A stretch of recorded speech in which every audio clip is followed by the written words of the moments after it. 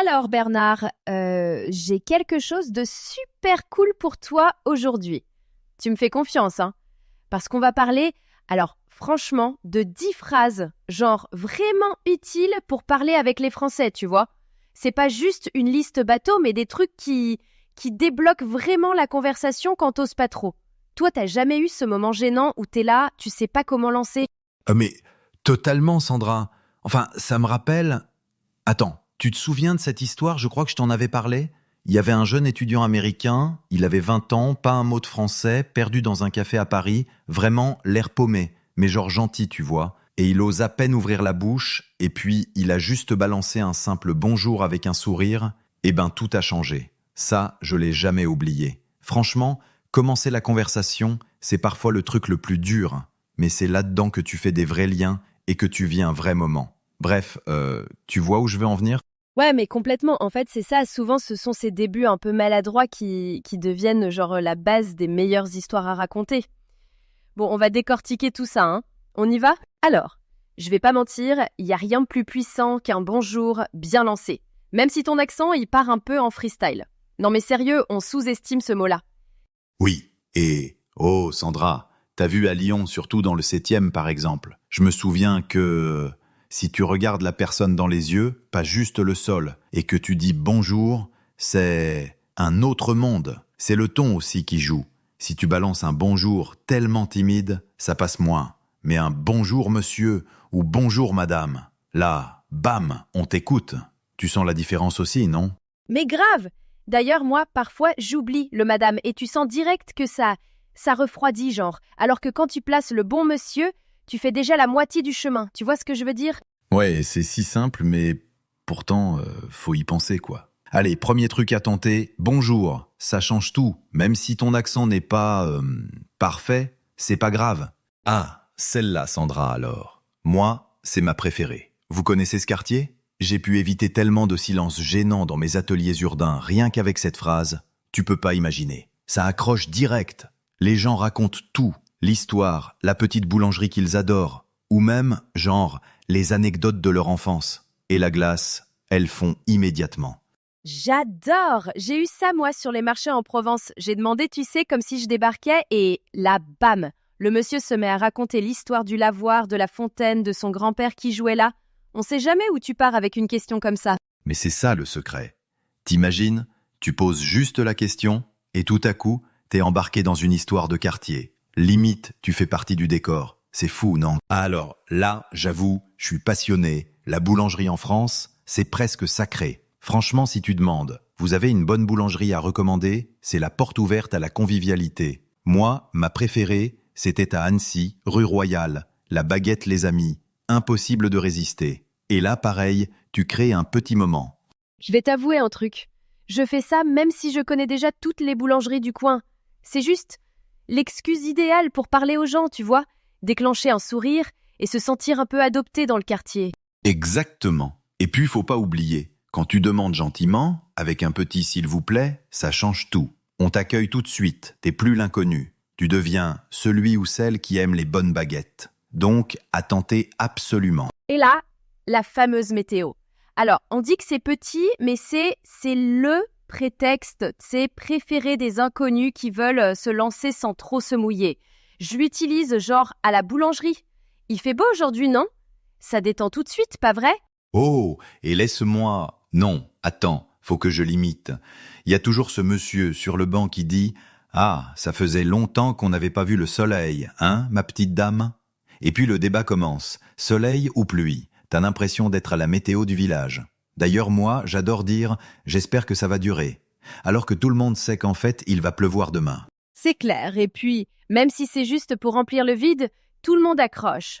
Franchement, c'est le fameux soft power français, à tester absolument. Alors Bernard, complimenter, ça c'est un truc que je fais depuis mes débuts d'interview. Je balance un «j'adore votre écharpe» à la caisse et paf, les gens se mettent à parler de leur grand-mère, de voyage, enfin, ça part direct dans la complicité. Oui, mais faut faire gaffe à pas tomber dans le bizarre, hein. Je connais des expats débutants qui complimentent tout le temps. J'adore vos chaussures. Oh, et votre sac, magnifique. Ah, et votre manteau aussi. Là, ça fait un peu robot. Mais bien fait, ça tisse du lien, c'est vrai. Faut juste que le compliment soit naturel. pas calculé, tu vois. Ouais, complètement. Moi, si je sens que c'est forcé, ça tombe parfois à plat. Mais si tu le penses vraiment, ça déclenche souvent une conversation super sympa. Tu te rappelles ce touriste italien, perdu avec les composteurs de tickets dans le métro? Il a juste osé. Vous pourriez m'aider avec ça? Et là, tout le monde s'y est mis pour expliquer et tu voyais tous les Parisiens transformés en guides. Mais oui, et tu remarques, il y a des petits services qui créent des échanges tout de suite. Demander une direction, comment fonctionne le Vélib, ou juste demander quelle sortie prendre. Et surtout, la magie du s'il vous plaît, merci beaucoup. Ça déclenche la gentillesse, les sourires et un vrai échange qui dure plus qu'une minute, tu vois. Alors ça, franchement, j'adore. Demander l'avis. Une fois, je me suis retrouvée à parler du cinéma français pendant genre 1 heure, juste parce que j'ai demandé « Qu'est-ce que vous pensez de ce film ?» Les gens adorent donner leur avis, surtout sur le café ou le parquet du coin. Pareil pour moi, je demande souvent l'avis sur les nouveaux produits bio à l'épicerie du quartier et boum, une conversation s'engage. Et faut pas oublier, montrer qu'on écoute la réponse. Sinon, c'est juste une question en l'air. Mais si tu réagis, la personne s'implique à fond. C'est là que ça devient vraiment authentique. Tu sais Sandra, cette phrase, c'est magique. Je suis en train d'apprendre le français. Vous auriez un conseil? Tu touches tout de suite la personne. Et souvent, elle se met à parler plus lentement. Elle explique, elle t'aide. J'ai vu dans mes ateliers citoyens internationaux à quel point ce petit aveu crée de la bienveillance. Oh mais attends, faut que je te dise. Quand j'essaie l'espagnol, je fais toujours rire tout le monde avec mon accent pourri. L'autodérision, ça joue énormément. Si t'acceptes que tu galères un peu, c'est là que la discussion décolle, moi je trouve. Et des fois je glisse. Vous pouvez parler un peu plus lentement? Ou vous pouvez répéter? Et ça détend direct l'ambiance. Tu vois Bernard, parfois juste « je m'appelle Sandra » et vous, ça débloque une situation, surtout quand je suis en reportage dans le quartier. On oublie que simplement donner son prénom, c'est déjà s'ouvrir un peu. Oui, et j'ajoute souvent, tu sais, un Bernard, comme le saint, rire imaginaire. Surtout si c'est un prénom pas courant. Ça crée une accroche, les gens le retiennent. Et hop, t'as une conversation qui s'installe. Tu préfères, toi, version formelle ou détendue? One mix des deux, tu vois. Mais le principal, c'est d'oser le faire. Le reste vient avec. Alors pour résumer, chaque phrase, c'est vraiment une petite clé vers une grande expérience où tu te connectes, tu découvres, t'échanges. Pas besoin d'en faire trop, juste d'un premier pas. Et là, je lance le défi. Testez une des phrases, même dans un contexte un peu inattendu, genre dans l'ascenseur ou à la caisse, et venez raconter votre anecdote sur notre site French Listen. On veut vos histoires. Allez, pour terminer, on fait comme dans un vrai début de conversation. Tiens Sandra, il fait beau aujourd'hui, tu trouves pas? Oh, carrément Bernard. J'espère juste que ça va tenir pour le week-end. On se retrouve au prochain épisode, hein? Salut Bernard! Avec plaisir Sandra, bon courage à tous, continuez à oser et à très vite sur French Listen. Tu sais Sandra, parfois le silence, c'est aussi une chance. Genre, au lieu de stresser, tu glisses un petit « Et vous, qu'en pensez-vous » ou « C'est intéressant, non ?» et la conversation repart. J'aime bien reformuler aussi, genre « Donc, si je comprends bien, vous aimez ce quartier parce que ça montre que t'es là, vraiment présent. » Oh oui, et j'ajoute toujours une question ouverte, genre « Qu'est-ce qui vous plaît le plus ici ?» ou « Comment vous avez commencé à bosser là-dedans ?» Ça aide à creuser, tu trouves pas? En fait, plus j'y pense, plus je me dis que le silence, c'est jamais une vraie gêne si tu le prends comme une occasion de rebondir. Juste une transition. Et vous, qu'en pensez-vous? Ou même un petit sourire, ça suffit souvent à relancer la discussion. Oui, puis, l'écoute active, ça se travaille. Moi, je répète la dernière phrase de la personne, genre « Ah, donc vous adorez ce parc parce que… » et paf, tu montres ton intérêt. Et la personne continue naturellement. C'est vrai que, parfois on a tendance à paniquer dès que ça se tait. Alors qu'en fait, poser une question ouverte, ou juste rebondir en reformulant, ça change tout. C'est simple, mais il fallait y penser. Voilà! Et franchement, l'autre se sent écouté. Et la conversation coule de source. Tu sens que le lien est déjà plus fort, rien qu'avec une phrase attentive. Et puis, on oublie souvent qu'un silence, c'est le moment parfait pour une vraie question, pas du blabla. Genre, qu'est-ce qui vous plaît le plus ici? Là, on sort du tout fait. Enfin voilà, si tu reformules ce que la personne vient de dire, elle se sent vraiment écoutée. Ça marche à tous les coups. Moi, je découvre aussi que utiliser ces petites phrases de transition, genre « c'est intéressant, non ?» ça garde la discussion vivante. Et à force, ça devient naturel. Ouais, on investit dans des vraies questions vertes et tout de suite, c'est plus riche, plus humain. Il y a rien de pire qu'une discussion figée, hein. D'ailleurs, ça arrive d'avoir un blanc. Et là, faut pas le fuir. Faut inviter l'autre à s'exprimer plus, genre « Qu'est-ce qui vous plaît le plus ici ?» Ou même « Comment vous avez découvert ce café ?» Ça marche, même pour les plus timides. Et plus t'écoutes, plus tu peux réagir authentiquement, avec une transition qui relance, sans forcer le naturel. C'est là que la magie opère, franchement. Donc en gros, faut pas voir le silence comme une défaite. C'est juste une étape pour poser une autre question ou réagir, tu vois. Ça crée du liant dans l'échange. Ouais, et ça décomplexe tout le monde, tu vois. Parce qu'on sent que c'est pas grave de s'arrêter 2 secondes. Ça détend les deux côtés. Silence égale réflexion, pas forcément gêne. J'adore garder en tête des questions comme « Qu'est-ce qui vous plaît le plus ici ?» C'est souvent là que tu reçois la réponse la plus sincère. Et si tu montres ton intérêt en reformulant, avec tes propres mots, bah tu donnes de la valeur à ce que dit l'autre, et c'est super fort. Et pour finir là-dessus, laisse venir le silence, attrape-le, et rebondis en douceur avec une phrase du genre « Et vous, qu'en pensez-vous ?» Ça relance, tout le temps. Je confirme, et puis l'écoute active, y a rien mieux pour construire la conversation. Faut juste oser, et après, la relation se construit naturellement. On n'insistera jamais assez. Reformuler, ouvrir la discussion, c'est ce qui fait qu'on passe d'un simple échange à un vrai partage. Tu trouves pas ? Absolument, et toutes ces petites phrases de relance, elles te donnent la chance de créer une connexion qui dure plus qu'un instant. Et parlons rapidement des différences culturelles. En France, un compliment ou une question, ça peut pas toujours passer de la même façon qu'ailleurs. Faut observer, adapter un brin ton ton. Le niveau de formalité, ça change tout. Et ce que j'aime, c'est quand tu demandes aux gens de t'expliquer une habitude locale, tu sens direct la connexion authentique. Ils voient que t'es curieux pour de vrai. Et ça, c'est super valorisant pour la personne en face. C'est ça. C'est comme une ville. Pour comprendre, faut prendre le temps d'explorer, de poser des questions sans tout supposer et être prêt à s'étonner. Voilà le vrai esprit French Listen. On vous laisse là-dessus, on se retrouve très bientôt, alors n'oubliez pas, osez lancer la première phrase même si c'est pas parfait. À la prochaine Bernard. Merci à toi Sandra, et merci à tous ceux qui écoutent French Listen. Lancez-vous, partagez, et à bientôt. Ne partez pas encore. Regardez maintenant la deuxième partie de l'épisode, elle vous réserve encore plein de conseils utiles et de surprises. Et si ce podcast vous a plu, pensez à vous, s'il vous plaît, abonner et à cliquer sur j'aime pour nous soutenir. Bonjour à tous À et tout de suite dans la bienvenue suite pour de cette l'épisode. deuxième partie de notre épisode sur les phrases pour commencer une conversation français et parler avec les Français. Je suis Sandra et comme d'habitude, je suis accompagnée de mon acolyte. Bernard, salut tout le monde. Ça fait plaisir d'être de retour pour continuer notre discussion sur ce sujet super important. La dernière fois, on a déjà abordé quelques expressions de base, mais aujourd'hui, on va, aller plus loin, non ? Exactement.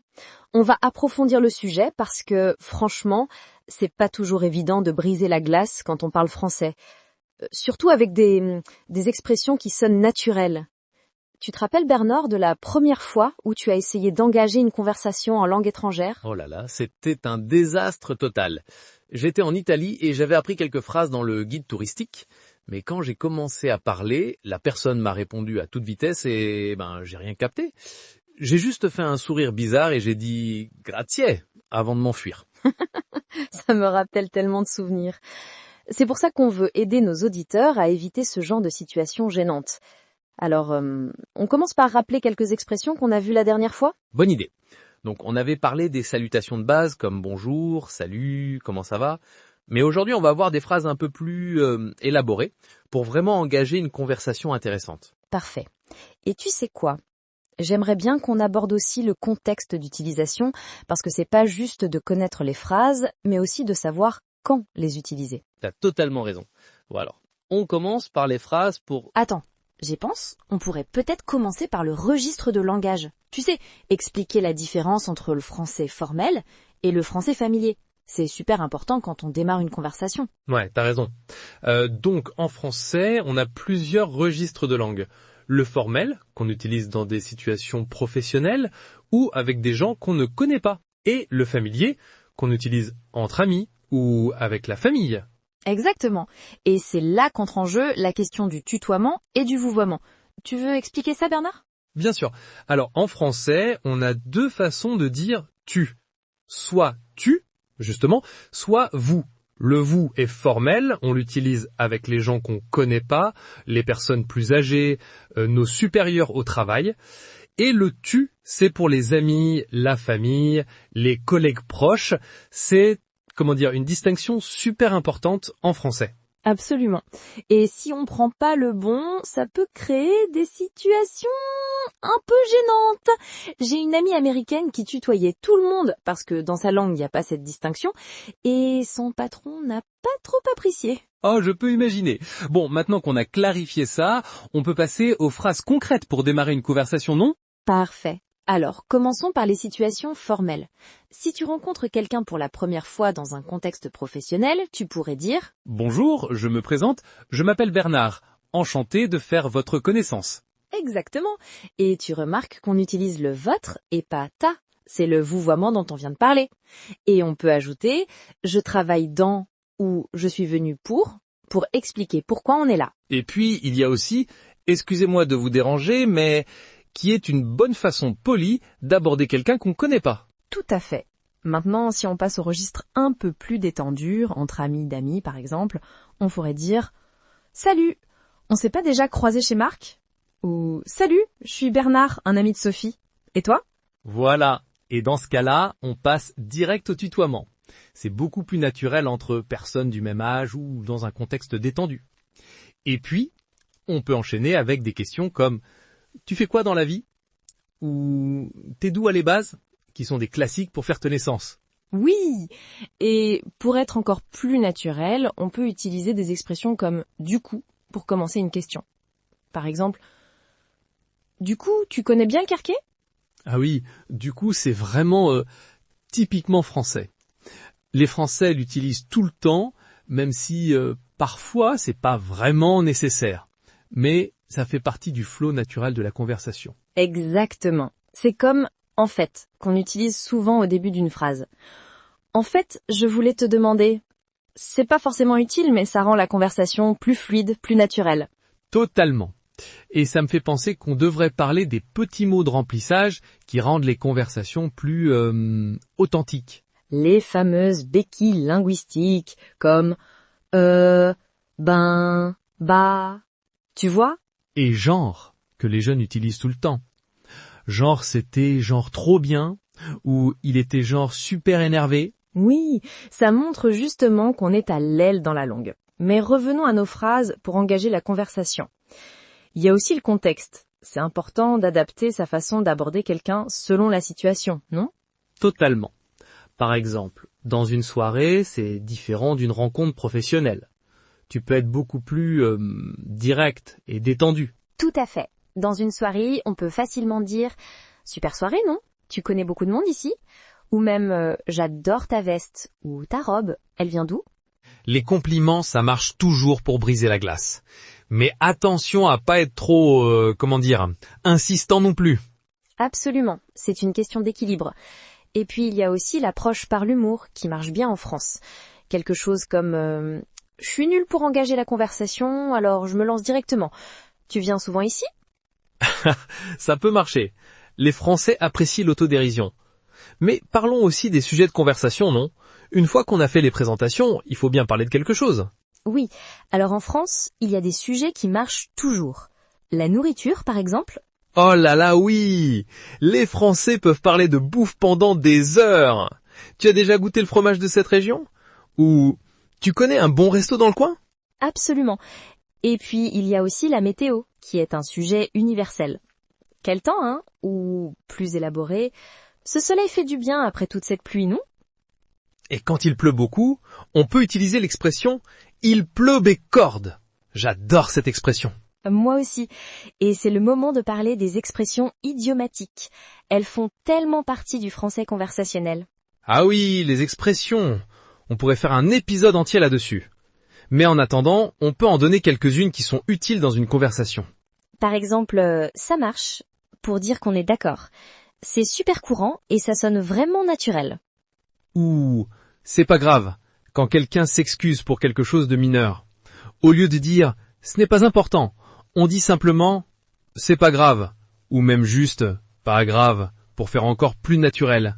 Et j'aime beaucoup avoir l'impression que pour exprimer une opinion ou un sentiment. J'ai l'impression que cette soirée va être géniale. Ou j'ai l'impression qu'il va pleuvoir. Et n'oublions pas avec plaisir, qui est une façon élégante de dire oui quand on nous propose quelque chose ou pour répondre à un remerciement. Exactement.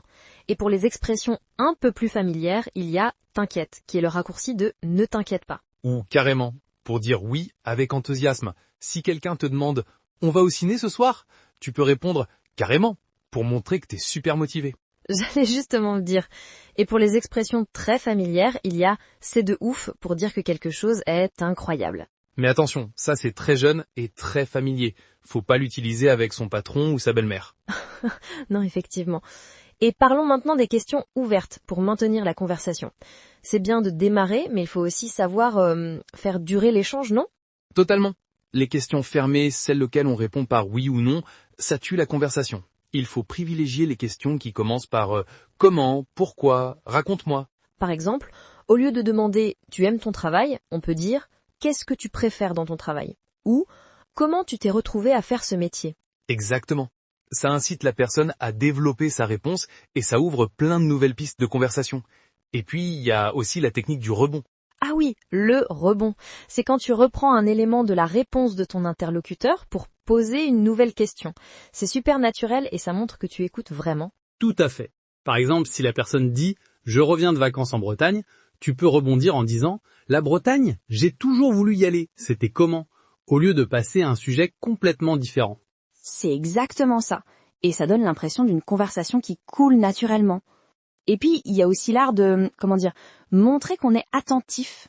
Tu veux parler des petites expressions qu'on utilise pour montrer qu'on écoute, comme « Ah bon ? C'est vrai ? Tiens donc ». Oui, ou ah ouais, sans blague, sérieux ? Qui sont un peu plus familières. Ça montre qu'on est engagé dans la conversation. Et n'oublions pas les expressions comme « je vois » ou « je comprends » qui montrent de l'empathie. C'est super important dans une conversation. Absolument. Bon, et si on abordait maintenant comment terminer une conversation ? Parce que c'est aussi important que de la commencer. Ah oui, parce qu'il faut savoir sortir d'une conversation avec, élégance. Exactement. Dans un contexte formel, on peut dire quelque chose comme « C'était un plaisir de discuter avec vous, mais je dois malheureusement y aller. » Et dans un contexte plus familier, « Bon, je vais devoir filer, on se capte plus tard ?» C'est décontracté mais poli. Ou encore « Je ne veux pas monopoliser ton temps, mais c'était sympa de discuter. » Ça montre qu'on est respectueux du temps de l'autre. Et puis, il y a aussi la façon de laisser la porte ouverte pour une prochaine rencontre. On devrait se prendre un café, un de ces quatre. Ou « Tiens, voilà mon numéro, n'hésite pas à m'envoyer un message. » Tout à fait. C'est ce qu'on appelle créer un lien futur. C'est important si on veut transformer une simple conversation en début d'amitié ou de relation professionnelle. Exactement. Et puis, n'oublions pas que la communication non verbale joue aussi un rôle super important. Ah oui, le langage corporel. En France, on se fait souvent la bise pour se saluer entre amis. Mais dans un contexte professionnel, on se serre plutôt la main. Et attention aux malentendus. Le nombre de bises varie selon les régions de France. À Paris, c'est généralement 2, mais dans certaines régions, c'est 3 ou même 4. C'est vrai que ça peut créer des situations un peu gênantes quand on se trompe. J'ai une amie du Sud qui fait toujours une bise de trop à Paris. Et moi, j'ai un pote parisien qui se retrouve toujours avec la joue en l'air quand il va à Marseille. Mais bon, revenons à nos moutons. Tiens, en parlant d'expression, revenons à nos moutons pour dire revenons au sujet. C'est typiquement français, ça. Ah oui, on pourrait faire un épisode entier juste sur les expressions avec les animaux. Mais on s'éloigne du sujet, là. Tu as raison. Alors pour résumer, quelles seraient selon toi les 5 phrases essentielles pour commencer une conversation en français ? Je dirais « Salut, je m'appelle ». Ensuite, tu viens d'où ? Vous venez d'où ? Puis, tu fais quoi dans la vie ? Vous faites quoi dans la vie ? Qu'est-ce qui t'amène ici ? Qu'est-ce qui vous amène ici ? Et enfin, tu connais beaucoup de monde ici ? Vous connaissez beaucoup de monde ici ? Super choix. Moi, j'ajouterais peut-être comment tu connais, nom de la personne qui organise, qui est très utile dans les soirées. Et ça fait longtemps que tu habites ici, qui ouvre souvent sur des discussions intéressantes. Ah oui, excellente suggestion. Et si on voulait être un peu plus originaux, on pourrait proposer des questions comme quel est le dernier film, livre qui t'a vraiment marqué ? Ou si tu pouvais dîner avec n'importe quelle personne, vivante ou morte, ce serait qui ? J'adore, ça sort des sentiers battus et ça peut mener à des conversations vraiment intéressantes. Mais bon, je crois qu'on arrive au bout de notre temps pour cet épisode. Déjà, le temps passe vite quand on s'amuse. On devrait peut-être faire une petite conclusion? Bonne idée. Alors, pour résumer, nous avons vu aujourd'hui différentes façons d'engager et de maintenir une conversation en français en fonction du contexte et du niveau de formalité. On a parlé des salutations, des questions ouvertes, des expressions idiomatiques, du langage corporel et même de comment terminer une conversation avec élégance. Et n'oubliez pas, chers auditeurs, que la clé d'une bonne conversation, c'est avant tout l'écoute active et la sincérité. Les Français apprécient l'authenticité. Tout à fait. Et puis n'ayez pas peur de faire des erreurs. C'est en pratiquant qu'on progresse et la plupart des Français seront touchés par vos efforts pour parler leur langue. Exactement. Comme on dit en français, c'est en forgeant qu'on devient forgeron. Encore une belle expression. Bon, eh bien, c'était un plaisir de partager cet épisode avec vous tous. Absolument. Et n'hésitez pas à mettre en pratique toutes ces phrases et expressions dès que l'occasion se présente. C'est comme ça qu'on progresse. C'est sûr. Et n'oubliez pas de nous rejoindre pour notre prochain épisode où on parlera de... Sandra, on parle de quoi la prochaine fois déjà? On abordera les expressions françaises liées aux émotions. Comment exprimer ce qu'on ressent de façon authentique et naturelle en français. Ah oui, ça promet d'être un épisode très... émotionnel. Exactement. D'ici là, entraînez-vous à engager la conversation avec des francophones et faites-nous part de vos expériences. Vous pouvez nous écrire sur nos réseaux sociaux ou laisser un commentaire sur notre site. Et si vous avez aimé cet épisode, n'hésitez pas à le partager autour de vous et à vous abonner pour ne pas manquer nos prochaines discussions. Merci de nous avoir écoutés et à très bientôt sur French Listen. À la prochaine tout le monde!